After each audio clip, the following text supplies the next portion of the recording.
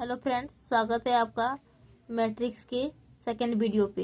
तो मैंने next video में बताया था कॉलम क्या है, रॉ क्या है, आपका मैट्रिक्स के काउंट करने का तरीका क्या है। रॉ को जेन्युइन डिनोटेड करते हैं आई से, कॉलम को डिनोटेड करते हैं जे से। इन लोग को फाइंड करने का, ऑर्डर फाइंड करने का फॉर्मूला क्या था। मैट्रिक्स के ऑर्डर फाइंड करने का फॉर्मूला मैंने बताया था raw into column. That's mean आपको जो भी मैंने बताया, आई होप आप रिवीजन करके नेक्स्ट वीडियो में आए होंगे। जैसे कि नेक्स्ट है मेरा, अब मैं पढ़ने जाऊंगी टाइप्स ऑफ मैट्रिक्सेस। मैंने डेफिनेशन सीखा था, आप टाइप सीखेंगे। सबसे पहला टाइप है आपका स्क्वायर मैट्रिक्स। स्क्वायर से पता चल रहा है ना कि ये एक वर्गाकार आकार का कोई भी पिक्चर होगा। तो देखिए, और matrix having equal number of row and column.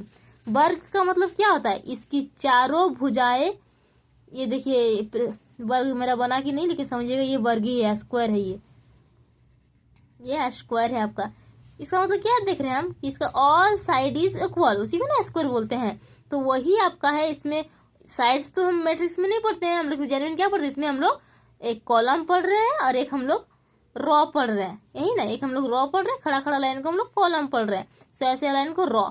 तो इसका ऑल पार्ट्स इक्वल होगा। जैसे कि देखिए इस एग्जाम्पल में कितना दिया है, 1 2 3, आर बराबर 3 और 1 2 3, column equal to 3। That's mean इसके जो नंबर ऑफ एलिमेंट्स है और रो एंड कॉलम है वो क्या है फ्रेंड्स, इक्वल है। नंबर ऑफ एलिमेंट्स इक्वल नहीं होना चाहिए, आपका रो एंड कॉलम इक्वल होना चाहिए। आप उससे क्या होगा, उसी को हम लोग बोलेंगे स्क्वायर मैट्रिक्स। इससे एमसीक्यू आएगा, बहुत सारे मैट्रिक्स के डेफिनेशन से क्वेश्चन बनेगा, इसलिए इसको ध्यान से सुनिएगा।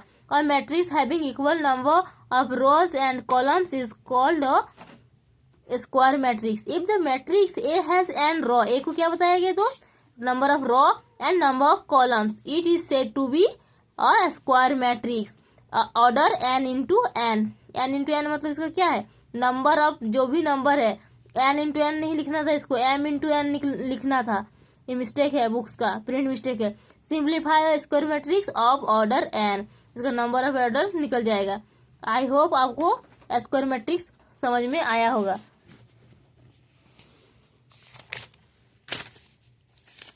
अब है आपका नेक्स्ट टॉपिक है आपका हॉरिजॉन्टल मैट्रिक्स। मैंने हॉरिजॉन्टल और वर्टिक्स नेक्स्ट वीडियो में समझाया था। हॉरिजॉन्टल का हम क्या बोले थे दोस्त, मैंने बोला था हॉरिजॉन्टल मतलब सोया हुआ। ये आपका आप पढ़े होंगे 10th में 9th में। हॉरिजॉन्टल वर्टिक्स के बिना आप ग्राफ कैसे बनाए होंगे, जेन्युइन आपको पता है। सोया से लाइन को हम लोग बोलते थे हॉरिजॉन्टल और खड़ा खड़ा लाइन को बोलते थे हम लोग वर्टिक्स। तो यहाँ पे देखिए एक एग्जाम्पल के माध्यम से हॉरिजॉन्टल मैट्रिक्स कहेंगे किसको, जिसमें नंबर ऑफ एलिमेंट्स ज्यादा होंगे, किसकी, हॉरिजॉन्टल लाइन के। ये जरूरी है नहीं। M into N matrix is called horizontal matrix. If देखिए एम क्या है, यहाँ पे एम को बोलते हैं रॉ और एन को बोलते हैं कॉलम, इसलिए आर इंटू सी होता है ना। तो वही वाला इसमें डिनोट किया गया है। आपको ग्रेटर देन और लेस देन का कॉन्सेप्ट बिल्कुल क्लियर होना चाहिए। लेस देन और अगर ग्रेटर देन के सिंबल आपको क्लियर नहीं है तो आप इस सिंबल को नहीं समझ पाइएगा। ये एम इंटू एन, इसमें एम आपका क्या है, रॉ है, एन क्या है आपका कॉलम है। इस क्वेश्चन में नंबर ऑफ रॉ कितनी होंगी, नंबर ऑफ रॉ होंगी 2 और नंबर ऑफ कॉलम होगी 3। तो 2 जो है अब बड़ा है, आप इसको समझे एग्जाम्पल को। अगर कॉलम आपका रॉ से बड़ा रहेगा उसी को हम लोग बोलते हैं हॉरिजॉन्टल मैट्रिक्स। आई होप आपको हॉरिजॉन्टल मैट्रिक्स विथ एग्जांपल समझ में आया होगा। अब वर्टिकल, अब वर्टिकल क्या होगा, सेम उसका ऑपोजिट। इस टाइम वर्टिकल को बड़ा होना जरूरी है इसमें कि वर्टिकल बोलते किसको है। अब हॉरिजॉन्टल हम लोग किसको बोले थे, ऐसे को। अब 1 2 3, 3 इसमें हुआ, 3 क्या हुआ आपका, रॉ 3 और कॉलम आपका 2। तो आप इस एग्जाम्पल सब समझ गए होंगे, इसमें बड़ा है, बस सेम कॉन्सेप्ट, इसका ऑपोजिट कर दीजिएगा तो आपका वर्टिकल बन जाएगा। हॉरिजॉन्टल तो मैंने समझाया हुआ है। अब है आपका रॉ मैट्रिक्स और रॉ वेक्टर। वेक्टर 3D आपका एक चैप्टर है, उसमें बहुत बड़ा पार्ट है और आपने फिजिक्स में भी वेक्टर के बारे में पढ़ा होगा, स्केलर क्वांटिटी, वेक्टर क्वांटिटी। तो ये वो नहीं है, इस मैथ्स में वेक्टर अलग है। और matrix having only one raw is called raw matrix. देखिए इस मैट्रिक्स में, मैट्रिक्स को आइडेंटिटी करने के लिए मैंने दो सिंबल बताया था। एक आपको बताया था लार्ज ब्रैकेट वाला कॉन्सेप्ट था, नहीं लार्ज नहीं, आपको मिडिल ब्रैकेट बोल सकते हैं, इसको हम लोग स्क्वायर ब्रैकेट भी बोलते हैं, स्क्वायर। और एक आपको मैंने बताया था ये ब्रैकेट वाला, इसी से मैट्रिक्स को डिनोटेट किया जाता है। इसमें देखिए तो आपका कुछ भी कॉलम है नहीं है, ओनली वन रॉ है, इसी को बोलेंगे रॉ मैट्रिक्स। कॉलम मैट्रिक्स का भी सेम कॉन्सेप्ट, इसमें कोई रॉ है नहीं है, सेम कॉलम, बस वही है। आप डिफिनेशन को एक बार मैं रीड कर देती हूँ। और matrix having only one column is called column matrix.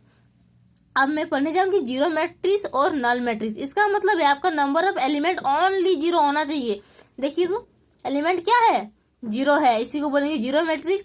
और नॉल मैट्रिक्स, जीरो मैट्रिक्स से समझ जाएगा बच्चे कि जीरो होता है, लेकिन दोस्त आपको नॉल मैट्रिक्स भी याद रखना है। अगर सीबीएसई का बोर्ड में या आईसीएसई बोर्ड में उसको क्वेश्चंस घुमाने का रहेगा ना, तो जीरो की जगह में वो आपको नल देगा, और आपको समझ ही में नहीं आएगा कि मैंने नल मैट्रिक्स पढ़ा है कि नहीं, कंफ्यूजन का पार्ट हो जाएगा ये आपके लिए। अब डायगोनल मैट्रिक्स, डायगोनल मैट्रिक्स का एक कॉन्सेप्ट है, उसका डायगोनल आप समझते हो, आपने मैथ्स पढ़ा होगा। डायगोनल हिंदी मीडियम बच्चे के लिए डायगोनल को विकर्ण बोलते हैं। जैसे कि कोई भी चीज को दो कण में बांटना, दैट्स मीन विकर्ण। देखिए दो बंटवारा हुआ कि नहीं। अब ब्रेड देखे होंगे, ब्रेड को दो बार फोल्ड करते हैं तो क्या बन जाता है, ब्रेड चप ना। तो उसी तरह यह है आपको समोसा का आकार, तो यही आपका डायगोनल है। तो जो भी डायगोनल होता है ना डायगोनल मैट्रिक्स में, डायगोनल ठो सेम होना चाहिए, बाकी देखिए एग्जांपल में एक समझाती हूँ डायगोनल मैट्रिक्स। यहाँ देखिए तो इसका डायगोनल कहाँ से बनेगा, इस साइड से बनेगा। ये तो आपको काउंट करना आता है। Here the elements A11, 22, A33, देखिए इस तरह का लाइन का जो मैचिंग कर रहा है, are called the diagonal elements हुआ, ये एलिमेंट्स बोला जा रहा है ना। और उसके बाद एक एग्जांपल दिया गया, इधर डायगोनल कहाँ से मिलेगा, 104, बस डायगोनल बन गया। 303 एक डायगोनल बन गया, 202 एक डायगोनल बन गया। तो आपका यही है 104 are the elements of the principal diagonal of a matrix A.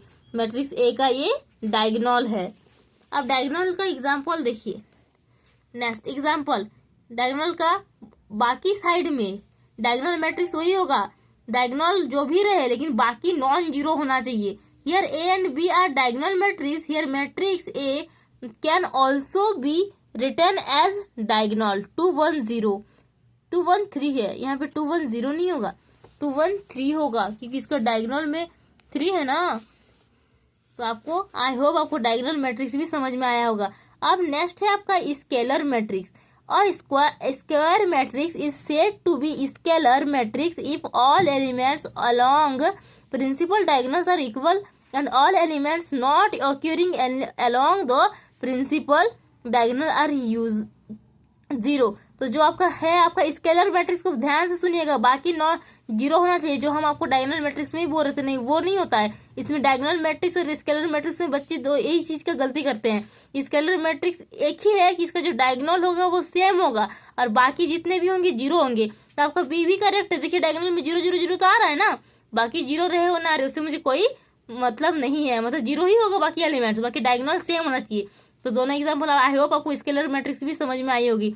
Unit matrix किसको बोलते हैं, जिसका डायगोनल में 1 हो बाकी जीरो, उसी को यूनिट मैट्रिक्स बोलते हैं। और square matrix is said to be unit matrix if all elements along the principal diagonal are unity 1 and all elements not occurring the principal diagonal are 0।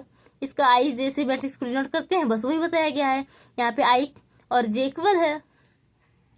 अब आपका नेक्स्ट है आपका टेंगुलर मैट्रिक्स। ये जेन्युइन पूछता नहीं है, ये थोड़ी बहुत समझने के लिए है।